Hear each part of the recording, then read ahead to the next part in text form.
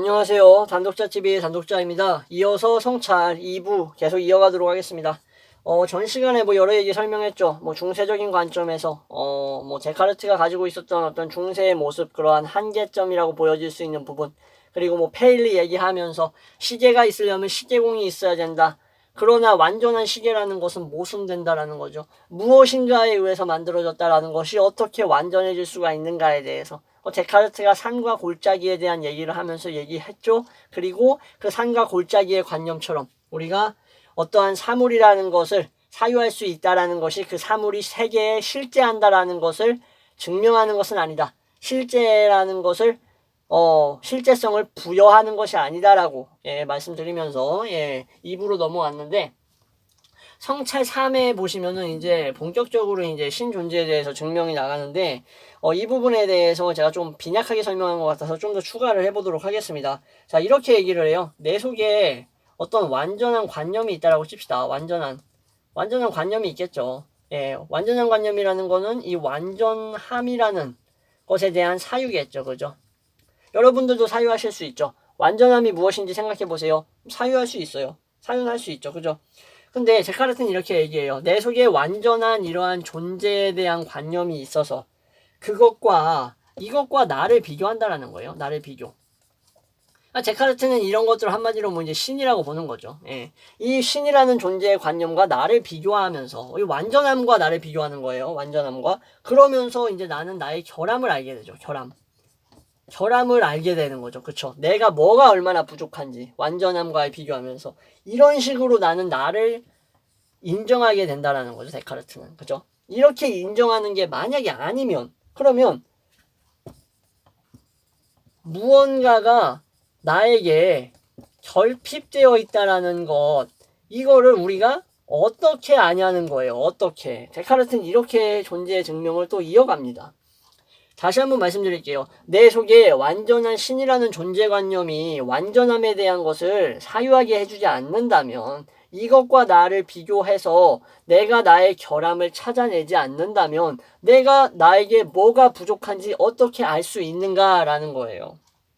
자, 이래서 이렇게 얘기를 하는 거예요. 데카르트는. 이러한 차원에서 결국 유한하고 협소하다라는 거죠. 나는 유한한 존재고 협소한 존재인 거예요. 데카르트가 봤을 때. 근데 이러한 존재는 나는 이렇기 때문에 내 본성으로 이해할 수 없는 부분이 있다라는 거예요. 이 이해할 수 없는 부분들, 그렇죠? 이런 이해할 수 없는 부분들을 바로 무한이라고 볼 수 있다라는 거예요. 데카르트는. 이런 무한이라고 볼 수 있는 부분들이 바로 이러한 신적 존재와 신적 관념으로부터 유도되는 게 아니면은 어떻게 이걸 설명할 수 있냐라는 거예요. 자, 이 부분에 있어서 이제 강렬한 이제 비판이 들어올 수가 있다라고 생각합니다. 네, 어떤 식으로 비판이 들어올 수 있냐면은, 인간의 존재라던가 이러한 것들은 그냥 자연에 의해서, 주로 많이 쓰는 말들이죠. 과학적인 입장을 채택하시는 분들이 이제 그런 부분들이 이제 잘못됐다라는 말은 절대 아닙니다. 과학이라든가 일종의 진화, 그리고 어떤 물리학 같은 것들, 이러한 일종의 어떤 논리적인 입장, 이러한 것들을 많이 추구하시는 분들, 그래서 과학을 통해서 우리는 인간을 알 수 있고 진화를 알 수 있고 생명체를 알 수 있고, 그래서 이 과학이라는 것을 부정하는 것은 인간이 아니다. 인간이 아니라는 말은 미친 거다라고 생각하시는 분들이 있을 거예요. 자, 이제 여기서 제가 한번 질문을 던져보겠습니다. 과학이 인간의 진화와 이러한 생명체에 대한 우리 지구의 모든 것을 설명하고 있는 것이 이게 사실이냐는 거예요. 자, 좀 멍하죠. 좀 어이없죠, 이 질문이. 당연히 사실 아니야? 라고 생각하실 수 있어요. 자, 그러면 다시 한번 질문을 해볼게요. 이게 사실이라고 믿는 이유가 뭐예요? 이유. 이렇게 한번 물어보는 겁니다. 스스로한테 지금 질문하는 시간이에요. 잠깐 성찰에서 이제 잠깐 중단하고. 자, 이 부분이 어떻게 보면 성찰의 이러한 내용하고도 연관지어서 사고해 볼 수 있는 부분이라서 그렇습니다. 자, 우리가 과학이 진리라고 하고 과학을 통해서 인간이 원숭이로부터 진화한 것은 아니고 원숭이와 같은 조상에서부터 나왔다라는 것을 진화와 이런 과정을 통해서 알 수 있고, 수많은 뭐 리처드 도킨스라든가 수많은 뭐 무신론자들이 이런 식으로 얘기를 하고 있는데, 그러면 다시 한번 생각해 보자는 거죠. 예. 그러한 것들이 인간과 지구를 형성하고 몇천 년 전, 뭐 몇만 년 전에서부터 뭐 성캄브리아대의 빙하기 뭐 지나오면서 형성됐다라는 것을 사실이라고 보고 사실이라고 믿는 이유가 뭐예요, 도대체? 예. 그러면 여기서 우리가 이런 사람들이 한마디로 과학 만능주의자들이죠. 만능주의자를 이러한 생각을 갖고 있는 사람들이 신학을 비판한다라는 거예요. 신학이 신에 의한 창조죠, 창조. 신에 의한 창조라는 것이 진짜 허구맹랑한 소리라고 얘기를 하죠. 그쵸? 이거는 완전 판타지자, 진짜 내가 진짜 졸다가 일어나가지고 쓴, 한 30분이면 써내려갈 그런 완전 개 막장 소설만도 못한 완전 그냥 개소리야 라고 생각하실 거예요. 그죠? 근데 이 여기서 말하는 창조에 의해서 아담의 갈비뼈로 나온 하와와, 그리고 에덴 동산에서 쫓겨나가지고, 예? 그렇게 온갖 뭐 순수성에서부터 완전히 순수성을 잃어가는 그러한 구약성서적 과정이 창세기가 한마디로 거짓말 개구라면, 이 말씀하시는 이러한 부분들 있죠. 그분들이 말씀하시는 지구가 형성됐고 이러한 것들, 지각 변동이 일어났고 유기체에서 발생했다라는 것, 이러한 것들이 사실이라고 믿는 이유가 뭐냐고. 그러면 이것을 화석이라는 것을 예로 들어서 말을 하죠. 그럼 화석. 그럼 이 화석이 사실 그것을 증명해 준다라는 증거가 있냐는 거죠. 화석을 무슨 주라기 시대에 무슨 어떤 뭐 암모나이트 같은 게 있다라고 칩시다. 암모나이트가 실제로 존재해야지만 이 화석하고 맞는지 틀리는지를 알 수 있는 거 아닙니까? 그쵸? 이렇게 봐야 명증적으로 알 수 있는 건데, 암모나이트가 지금 존재합니까? 암모나이트는 없어요, 지금. 그죠? 근데 암모나이트 화석이 발견됐고 그것을 지금까지 보존해 왔다라고 보면, 그 화석을 통해서 그 시대가 실제로 존재했음을 하고 있는 거지, 이 유추하고 있다는 게 반드시 사실로서 귀결된다라고 볼 수는 없다라는 거죠. 그래서 저는 이렇게 생각을 하는 거예요. 과학 만능주의자, 뭐 신학자이자 뭐 이러한 각각의 영역에서 살아가시는 분들이 배타성을 갖는 것에 대해서 상당히 웃기다라고 생각해요. 웃겨. 되게 퍼니하다라는 거예요. 예. 영역의 차이인 거예요. 영역의 차이. 예, 같은 내용을 말하고 있는데 서로 싸움박질하고 있는 걸지도 몰라요. 그냥 똑같은 주먹과 똑같은 싸움을 하고 있는데 글러브만 다르게 꼈다고 서로 비판하고 있는 거랑 똑같다라는 거예요. 글러브가 다르다고 우리는 청백이다, 뭐 청홍이다 이러고 싸우고 있는 거라고요. 사실상 우리가 인간의 이러한, 아까 말씀드렸죠, 데카르트가 말했던 그런 유한성이라든가 한계를 통해서 어느 것도 이것을 다 증명해낼 수가 없어요. 신학이라든가 과학이라든가 그냥 입장을 채택하고 있을 뿐이라는 거죠. 네, 이 부분에 대해서는 진짜 제가 꼭 말씀드리고 싶었던 부분이에요. 그래서 뭐 데카르트 뭐 종교인이었어? 뭐 이런 식으로 생각을 한다든지, 아니면은 그래도 종교라는 것이 진리지, 신은 살아있고 신은 지금 존재하고 있으니까 이런 지구가 있는 거 아니겠어? 라고 생각한다든지, 뭐 생각은 자유겠지만 배타성을 가지면 안 된다는 거를 말씀을 드리는 겁니다. 예, 저의 이제 일종의 신념이에요. 제가 철학을 하면서 가지고 있었던 신념. 이 신념을 통해서 제가 너무나 많이 얻었어요. 예, 어쨌든 다시 넘어가겠습니다. 자, 그러면 이렇게 또 얘기를 하는 거예요, 데카르트는. 자, 태양의 비유를 들어요. 태양의 비유를 들면서 우리가 지각하는 것들이 얼마나 불확실한지를 또 얘기를 합니다. 예, 이 불확실하다라는 것. 태양을 뭐 가까이에서 보게 된다면은 뭐 상당히 크다고 생각을 하죠. 상당히 그러나 우리가 태양을 집에서 창문을 통해서 보게 되면 어떻죠? 상당히 작죠. 진짜 우리 집 무슨 접시만 하죠. 접시만함. 자, 그러면 우리가 지각을 통해서 이렇게 태양을 우리가 지각을 통해서 하고 있는, 한마디로 감각하고 있는 것들은 상당히 불확실하다라는 거예요. 불확실. 이렇게 화면이 흔들려. 잠시만요. 네, 됐습니다. 화면이 흔들려서. 자, 태양이 어쩔 때는 상당히 크고 어쩔 때는 상당히 작다. 자, 그러면 우리가 지각을 통해서 감각하는 것이 대체 무엇을 말해줄 수 있냐라는 거예요. 그럼 여기서 우리가 그럼에도 불구하고 그럼에도 우리는 이것을 태양이라고 알죠. 그쵸? 이것이 빅이든 이것이 스몰이든 우리는 같이 다 태양이다라고 얘기를 하죠. 그러면 이러한 태양을 통해서 우리는 무엇을 알 수 있냐라면은 이러한 것들이 또 다시 말씀드리지만 본유관념이 분명히 내재하고 있다라는 거를 말을 해준다라는 거예요.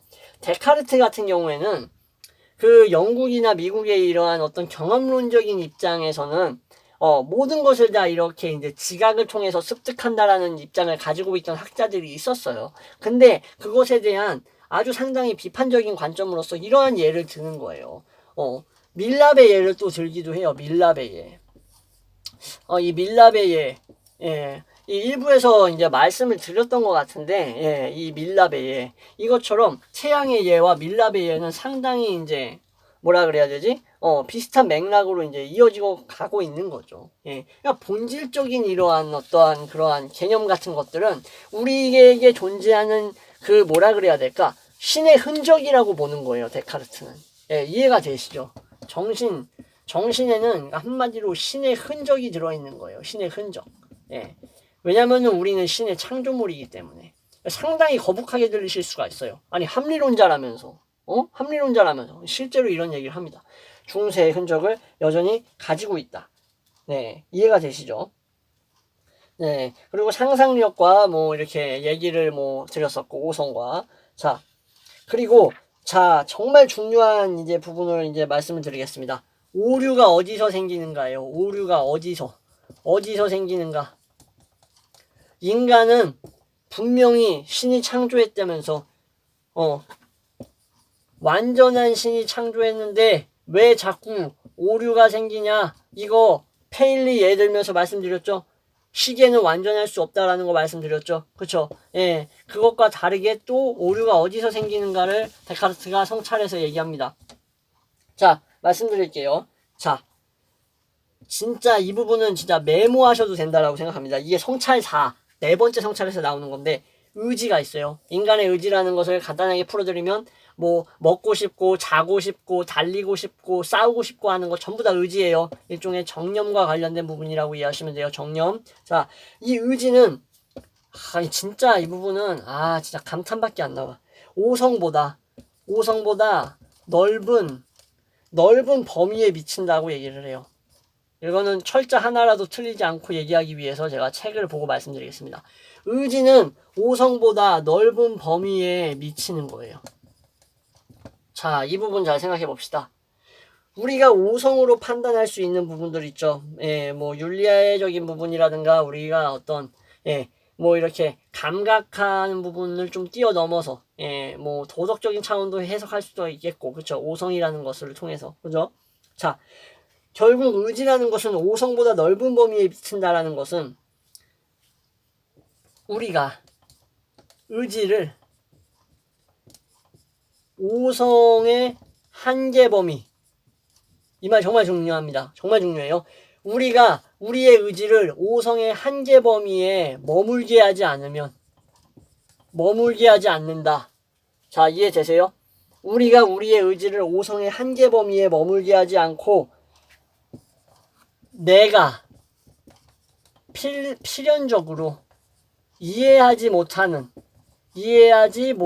부분까지 넓히려고 하면, 자, 이 부분입니다. 자, 의지는 오성보다도 넓은 범위에 미치는 겁니다. 정념은 데카르트에 따르면. 근데 우리가 우리의 의지를 우리의 오성의 한계, 우리가 필연적으로 지닐 수밖에 없는 이러한 오성과 인식의 한계 범위에 머물게 하지 않고 그것의 바깥 부분까지 넓히려고 하면 이때 발생하는 게 오류라고 표현을 합니다. 이 부분은 진짜 그냥 감탄밖에 안 나와. 진짜 이 부분은. 자, 결국에는 이게 무슨 말이냐면은 우리가 이해할 수 없는 데까지 의지는 무관심하다라는 거예요. 우리가 이해를 할 수 있고 없고와는 우리의 정념은 무관심하다라는 거죠. 자, 그렇기 때문에 이러한 의지는 선에서 일탈한다라는 거예요. 일탈. 이게 바로 인간이 죄와 악을 범하는 이유를 이런 식으로 표현을 하는 겁니다. 성찰에서. 맨날 얘기하잖아요. 신이 있으면은 왜 악이 있습니까? 이런 얘기했을 때 제가 칸트의 예를 들면서 한번 얘기를 해드렸었죠. 네, 예전 영상인데 한번 보시면 좋을 것 같아요. 어떤 내용이었냐면은 상당히 상대적인 영역에 속할 수가 있다라고 얘기해드렸죠. 그렇죠? 정언명법 같은 경우도 말씀을 드리면서 얘기했던 것 같지만, 예, 칸트가 얘기했던 예시로 뭐 살인자에게 쫓기는 아버지, 예, 근데 아버지는 예, 너무나 두려워가지고 이제 숨겨달라고 한 거예요. 아들 보고. 내가 여기 장롱 속에 숨어 있을 테니까 살인자가 나 찾으러 오면은 딴 데로 갔다고 얘기해달라고 아들한테. 예. 근데 얘기했을 때 뭐 아들이 이렇게 얘기하죠. 딴 데로 갔다라고 얘기하겠죠, 보통. 왜? 내 아버지니까. 당연하죠. 근데 칸트는 얘기하죠. 정언명법에서. 거짓말을 하지 않아야 한다라는 윤리적 원칙은 어떤 상황, 어떤 사람이든지 다 지켜야 한다라고. 그렇기 때문에 아버지더라도 아버지가 장롱에 숨어 있다라고 살인자한테 얘기해줘야 된다라고 말도 안 되는 것처럼 들리는 얘기를 해요. 그죠? 그랬을 때 악이라고 바라보는 것은 다른 사람은 악이라고 바라보겠죠. 아들내미가 할 짓이 아니다. 윤리 도덕적 입장에서 또 우리 또 유교 탈레반 우리 리퍼블릭 오브 코리아 같은 경우에는 또 이제 막 국민청원 들어오고 난리 나겠죠. 우리 청와대 게시판 거의 뭐 우리 어린이들 정신적인 미숙아들의 거의 뭐 놀이터 아닙니까? 어쨌든 거기에다 막 국민청원 올라오고 막 난리 날 거예요. 그런데 칸트 입장에서는 악이 아닌 거죠. 그 아들내미는. 그 아들내미는 아버지를 살인자한테 어디 숨었는지 알려줘가지고 살인자가 장롱 문 열고 아버지에게 칼을 수십 방을 찔렀는데도 그 아들은 악이 아닌 거예요. 진짜 극단적으로 봤을 때. 그쵸? 이렇듯이 결국 데카르트가 얘기하는 것은 완전한 신에게 있어서 불완전한 인간이 범할 수 있는 오류에 대한 변호를 얘기해주고 있는 거예요. 갑자기 막 칸트 얘기 나와가지고 뭐 칸트 쓰레기네 막 이렇게 생각하시는 분들이 있을 수 있겠지만, 그건 오해입니다. 근데 진짜로 정언명법이라든가, 예, 진짜로 그러한 칸트의 일종의 도덕률에 있어서 그러한 부분이 분명히 있어요. 이건 제가 거짓말하고 있는 게 아닙니다. 예, 어쨌든 선에서 일탈하고 오류를 범할 수 있다라는 것을 변호하기 위해서 의지라는 것의 한계를 명확하게 정해요. 정념은 반드시 넓은 범위에 미친다라는 것. 오성은 불완전하죠. 불완전. 이해할 수 없는 것. 왜 불완전한지 말씀드렸죠. 감각이라는 것은 수시각, 때때로 시시각, 때때로 계속 변할 수 있다라는 거죠. 네, 언제든지 태양이 가까워 그럼 가깝게 보이고 멀리 있어서 멀게 보이는 게 아니라는 거죠. 그죠? 항상 그 자리에 있는데 멀게 보이기도 하고 가깝게 보이기도 하고 밀랍이 녹았는데 부서졌는데 굳어졌는데 밀랍을 밀랍으로 알고 밀랍인 줄 알았는데 알고 보니까 똥이었고 막 이런 식으로 막 온갖 감각의 이러한 뭐 소용돌이가 막 몰아치잖아요. 순간적으로 막. 그런 막 오류의 범벅이죠. 왜냐? 우리가 의지를 오성의 한계 범위에 머물게 하지 않을 때 내가 필연적으로 이해할 수 없는 부분까지 오만하게 넓히려고 했을 때 우연찮게 거기까지 넘어섰을 때 반드시 오류가 발생한다라고 하면서 인간의 한계를 분명하게 정하고 있고 이러한 인간의 한계는 바로 이러한 신학적 인간관에 기반해서 봤을 때 상당히 유사한 측면이 있다. 자, 그래서 이러한 완전성을 채우기 위해서 얘기했던 게 무신론자들 같은 경우에는 끊임없는 자기 성찰과 인간의 한계성을 인정하고 자기 수양을 얘기했던 거고 신학적 입장에서는 또 다시 말씀드리지만 신에게 귀의하는 것이다. 이렇게 말씀드리는 겁니다. 자, 뿌리는 하나인데 갈래가 상당히 여러 가지로 뻗어나가죠. 그렇기 때문에 어느 한쪽도 버려서는 안 됩니다. 무신론도 버리면 안 되고 유신론도 버리면 안 되는 이유가 바로 이런 부분에 있는 거예요. 예. 자, 그래서 이렇게 얘기해요. 오성의 지각이 언제나 의지의 결정에 앞서야 한다라는 것. 이러한 부분이 중요하다라고 얘기를 해요. 자, 그래서 데카르트 또한 아우구스티누스, 성 어거스틴의 자유주의적인 입장을 똑같이 가져옵니다. 세인트 어거스틴의 아우구스티누스예요. 예, 교부 철학의 거의 아버지죠. 예, 이 부분이 아니라 이 분이 얘기했던 자유주의의 입장을 그대로 채용해요. 차용한다고 그래야 되나? 가져온다라고 해야 되나? 뭐라고 얘기하냐면은 역시 절여나 일종의 뭐라는 거지 뭐 범하는 것은 자 나에게서 나오는 거예요.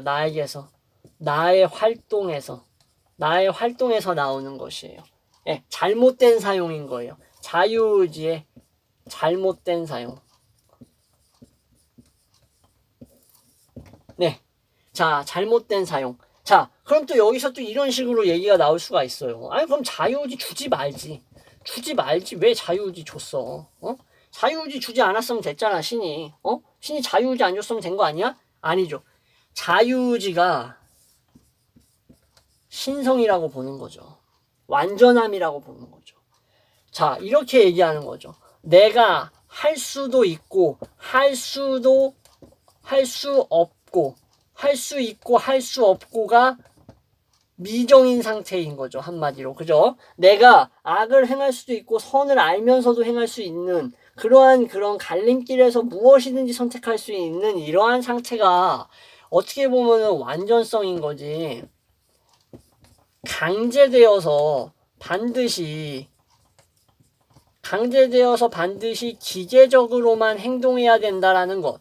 나는 반드시 A를 행동하면 반드시 A 다시라든가 아니면은 뭐 A에 알파가 붙어서 나온다는 이러한 기계적인 것이 자유로운 게 아니고 이게 신성이 아니라는 거죠. 완전성이라는 것은 내가 선택할 수 있다라는 게 완전성이라는 거죠. 그래서 일종의 이러한 이제 중세적인 입장을 채택하고 있는 데카르트도 역시 마찬가지로 이러한 신의 선물과도 같은 이러한 인간의 지성과 정신을 이게 의지가 오성을 넘어서면서 막 사용해가지고 막 알지도 못하는 것까지 알려고 할 때 결국 오류가 발생한다라고 표현을 한 거예요. 그러니까 한마디로 이것도 변호인 거죠. 예, 신 존재 증명이자 변호의 일부분인 겁니다. 근데 이 부분도 상당히 좀 논리적으로 봤을 때 그렇게 뭐 커다란 문제라고 보이진 않는 이유가 있어요. 왜냐면은 자, 이것도 또 영상에서 얘기했던 내용인데 우리가 항상 선만 행한다고 생각을 해봅시다. 자, 그죠? 근데 그 선이라는 것은 너무나 주관적이라고 제가 말씀을 드렸잖아요. 그럼 항상 선만 행한다. 항상 착한 짓만 해. 항상 좋은 일만 해. 항상 선만. 그런다는 것은 뭐냐면은 기계라는 거예요. 기계. 다시 생각해 보세요. 항상 선만 행하여. 예, 무조건 올바르다고 여겨지는 그것만 행하고 있어. 그렇게만. 그러면 기계예요. 기계. 예. 그냥 자연 속에 머물고 있는 한 마리의 비둘기라고요. 예, 이해가 되시죠? 그래서 데카르트 입장에서는 동물을 일정한 체계와 원리에 따라서 조작되어서 움직이고 있는 기계라고 얘기했다고 방법소설에서 말씀드렸죠. 그래서 기계론적인 그러한 사고방식을 갖고 있어서 동물 애호론자들이 정말로 싫어할 법한 얘기라고까지 말씀드렸었습니다. 자, 이제 제가 말씀드리는 데카르트가 지니고 있었던 중세의 흔적들이 보이시죠? 네, 성찰에서 이렇게 드러나는 겁니다. 자, 내가 이렇게 얘기합니다. 내가 많은 것을 이해하지 못하는 것은 오성이 유한하기 때문에 당연하다. 자, 오히려 나한테 신이 신세를 지지 않았다라는 거예요. 신은 나한테 신세 진 게 없어. 신세 진 게 없는데 그런데 나한테 오성을 줬어. 오성을 줬어. 신세를 안 줬는데. 이 오성은 너무나 대단한 거예요. 대단한 것. 대단한 것. 자유가 있다라는 거예요. 의지의 자유를 줬다라는 거예요. 이 오성 속에서. 자, 이러한 것들은 진짜 너무 오히려 감사해야 된다라는 거죠. 데카르트는. 참 신기하죠. 예. 그래서 뭐 신이 나한테 나한테 부당하게 완벽함을 주지 않았다라는 것에서 불평해서는 안 된다라는 거예요. 예, 데카르트가 말하는 거는 이런 부분이에요. 결국 또 이렇게 얘기해요. 네, 이 부분까지 말씀을 드리겠습니다. 예, 이제 뭐 신학과 관련된 이런 데카르트의 중세적 부분은 네. 내가 잘못을 그러면 잘못을 저지르지 않게 막지 않았다고 해서 비난해서는 안 된다는 거예요. 비난해서는 안 됨. 신이 내가 잘못을 저지르지 않도록 막지 않았다고 해서 비난해서는 안 된다는 거예요. 그러니까 한마디로 내가 잘못을 하는 일에 대해서 신이 일종의 협력을 했다고 해서 한탄하면 안 된다는 거예요. 예, 왜냐면은 어떤 의미에서 아까 말씀드렸다시피 그러한 뭐라 그래야 돼? 자, 의지를 소환할 수 있다라는 것, 의지를 소환해서 불러일으킬 수 있다라는 것이 이 자체가 감사해야 할 일이라는 거예요. 한마디로. 예, 한마디로. 예. 그래서 이러한 것들이 오히려 완전성이라는 거죠. 아까 말씀드린 내용의 보충이라고 보시면 됩니다. 내가 의지를 불러일으킬 수 있다라는 것. A라는 상황에서 내가 A 알파나 A 베타를 선택할 수 있다라는 것 자체가 완전성이고 정말 대단한 거지, 그렇게 할 수 있게 되었다라는 것에 대해서 감사해야 된다라는 거예요. A라고 해서 무조건 A만 선택할 수 있는 게 아니라 나는 A 알파와 A 감마까지 선택할 수 있다, 베타까지, 이러한 사실에 대해서 오히려 감사해야 된다라고 이런 식으로 변호를 하게 됩니다. 자, 결국에는 그래서 나는 이러한 완전성의 일부를 부여받았기 때문에 결국 나는 의지라는 것을 어떻게 해야 되겠느냐. 이 의지라는 것은 결국 인식의 범위에 제한해라. 이 말 정말 중요한 말이에요. 인식의 범위. 의지를 인식의 범위에 제한하게 된다면 나는 잘못하지 않는다. 잘못하지 않을 것이다 라고 얘기해요. 근데 이 부분에 대해서는 상당히 비판받을 부분이 있습니다. 데카르트의 이러한 논리가. 만약에 생각해 봅시다. 우리의 의지를 우리가 인식할 수 있는 범위에만 제한한다고 합시다. 예를 들어서 우리가 배가 고프다고 했을 때, 주위에 이제 배가 고픔이라는 것은 의지죠. 어떤 욕구이자 어떤 정념과도 비슷하죠. 그러면서 막 짜증이 올라올 거 아니에요. 그럴 때 우리가 인식의 범위에 제한을 하지 않고 만약에 이렇게 생각을 한다고 합시다. 잠깐만요. 다시 정리하겠습니다. 갑자기 헷갈리려고 그러네. 자, 의지가 있죠. 배고프다라는 의지. 근데 우리가 인식의 범위에 제한하기만 한다면, 그러니까 한마디로 우리가 인식할 수 있는 범위에만 있으면 오류를 범하지 않는다라는 것. 그러면 우리가 만약에 배가 고플 때 우리가 이제 인식하지 않는 범위에까지 생각을 해서 인식되지 않는 범위까지 이제 넓혀가지고 음식을 만들어 먹었어요. 결국 내가 지금 배가 고픈데 주위에 인식되는 어떤 음식이나 그런 게 없어. 그렇지만 나는 그 인식의 범위를 뛰어넘어서 어떤 그러한 뭔가를 해야겠다라고 해서 움직였다라는 거죠. 그죠? 그래서 어떠한 요리라든가 어떤 요리감이 될 만한 것들을 찾아서 주워 먹었어요. 그러면 이것은 생존에 있어서 유리한 거죠. 생존에 있어서 잘못을 범한 건 아니잖아요. 그렇죠? 그러니까 인식의 범위에 제한한다고 해서 무조건 잘못하지 않는 게 아니라 인식의 범위를 넘어서도 잘못하지 않을 수가 있는 거예요. 지금 제가 비유를 좀 이상하게 든 것 같기도 한데 이해가 되셨으면 좋겠어요. 그리고 또 반대로 생각해보면 우리의 의지를 우리가 인식할 수 있는 범위에만 제한을 한다고 해서, 그렇다고 해서 잘못을 안 하는 건 아니에요. 그래도 잘못할 때가 있어요. 예를 들어서 사람과 관계에서 내가 저 사람이라는 이제 처음 만난다고 칩시다. 사업상 만난다고 하거나 거래상 만난다고 했을 때 이미 이제 그 사람에 대해서 이제 다 들었어. 이제 회사에서.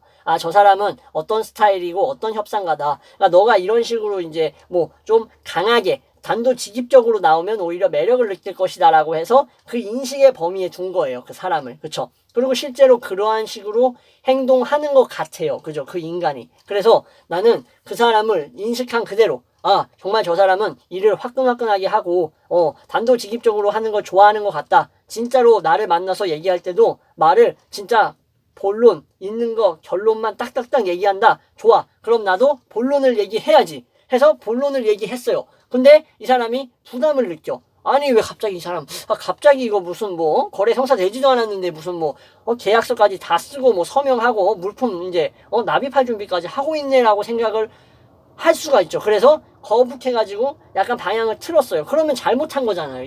이 사람은 분명히 내가 원하는 의도대로 회사의 이익대로 움직이려고 했는데 결국 협상 과정에서 걔 말아먹은 거잖아요. 한마디로. 그럼 잘못한 거잖아요. 이게 데카르트가 얘기했던 이러한 부분에 있어서 제가 생각했을 때는 의지를 인식의 범위에 제한하기만 하면 우리는 오류를 범하지 않는다라는 것은 너무나 좀 쉽게 단정짓는 그러한 좀 오류가 아닐까라는 생각을 해보는 겁니다. 이해가 되시죠?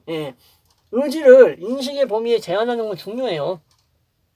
우리가 의지를 인식의 범위에 제한하지 않고 우리가 가질 수 없는 것들, 우리가 얻을 수 없고 우리가 인식할 수 없는 모든 막 그런 복잡한 것들 있죠. 뭐 예를 들어서 뭐 물 자체를 좀 더 나아가 가지고 무슨 뭐 원자론부터 시작해서 그런 뭐 형이상학적인 뭐 이런 온갖 복잡한 것들까지의 이제 막 의지를 펼쳐 나가서 막 그것들을 막 밝히려고 해. 막 의지가 막 궁금증.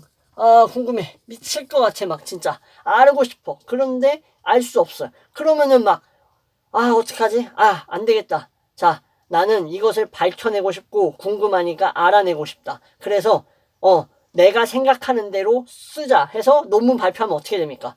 네, 온갖 몰매를 맞겠죠. 이거 거짓말이다. 이거 허언이다. 증거가 없지 않냐. 그걸 잘못하게 되겠죠. 그렇죠? 이런 부분에 있어서는 확실히 맞죠. 그러나 제가 말씀드렸다시피 인간관계라든가 어떤 이런 복합적인 우리의 세계관, 지금 현대사회를 살아가는 데 있어서 의지를 인식의 범위에 제한하기만 하면 무조건 잘 된다, 잘못이 없다라는 부분은 상당히 문제가 있습니다. 범죄자의 예를 마지막으로 들면서 이 부분까지 하고 그리고 성찰의 이러한 전체적인 이제 총평을 내리고 마무리하도록 하겠습니다. 범죄자도 의지가 있어요. 네, 의지가 있는데 그 의지가 있으면은 이제 뭐 누군가를 이제 막 살해하고 싶다라는 생각이 든다고 칩시다. 충동적으로 막 의지잖아요, 일종의 욕구. 그것을 근데 인식의 범위에 제한을 해요. 인식의 범위에 제한한다라는 것은 뭐냐? 내가 이 사람을 살해했을 때 이 곳에는 CCTV가 있다. 어제인가 그저께 와서 잠깐 봤는데 위에 CCTV가 있더라. 그래서 이쪽 주차장 A가 말고 저쪽 주차장 B3에서 살해를 해야겠다. 그래서 차로 내려오는 이제 사람을 이제 B3 이제 그 기둥 구역에서 기다리고 있다가 살해를 했어요. 그거는 바로 봐봐요. 인식의 범위에 제한한 거잖아요. 그쵸? 내가 인식할 수 없는 범위가 아니라 내가 분명하게 인식하고 있는 그 B3라는 영역과 어디에 CCTV가 있는 것과 이 사람이 언제 어디서 올 거라는 것을 나의 그런 어떤 정신적인 인식을 통해서 제한시켰잖아요. 그쵸? 그 시간과 그런 것들을. 그리고 도구 같은 것도 막 잔인하게 죽이고 싶었는데 지금 내가 가지고 있는 것들, 내가 무엇을 살 수 있는지, 수중에 돈이 만 얼마밖에 없어. 그러면 전기톱을 살 수 없잖아요. 텍사스 살인마가 될 수 없잖아요. 전기톱 살인마가. 그래서 인식의 범위에 제한해서 내가 과도를 샀단 말이에요. 과일을 깎을 과도를. 그래서 살인을 했어요. 그런다고 해서 잘못하지 않은 게 아니잖아요. 그쵸? 그러니까 결국에는 이러한 부분을 통해서 저는 약간 이것이 너무 포괄적으로 적용되기는 어렵다라는 생각이 들었던 겁니다. 좀 억지라고 생각하실 수도 있어요. 제 이 영상 보시는 분들. 근데 이런 식으로 사고하면서 여러분들도 일종의 사고의 폭이 넓어지시는 것을 느끼실 수가 있을 거고 또 재미를 느끼시는 분들도 있을 거예요. 그게 또 일종의 철학을 하는 데 있어서 상당히 중요한 부분이지 않을까라고 생각을 합니다. 네, 자 이렇게 해서 뭐 성찰 리뷰라고 했는데 뭐 내용은 뭐 그렇게 길게 말하진 않았고 내용 같은 경우에는 너무 또 복잡한 부분이 많으니까 일단 이렇게 또 최대한 재밌게 설명해 보려고 노력을 했습니다. 여러분들께 이제 또 유익한 영상이 되셨으면 하고요. 뭔가 이렇게 또 끝내기가 또 아쉽긴 한데 그래도 또 뭐 30분 넘게 했네요. 결론만 말씀드리겠습니다. 마지막으로 데카르트는 합리론자이다. 본유관념을 중시했다. 그쵸? 본유관념 중시했다. 그리고 순화 기하학의 측면을 봤을 때 삼각형 얘기 드렸죠.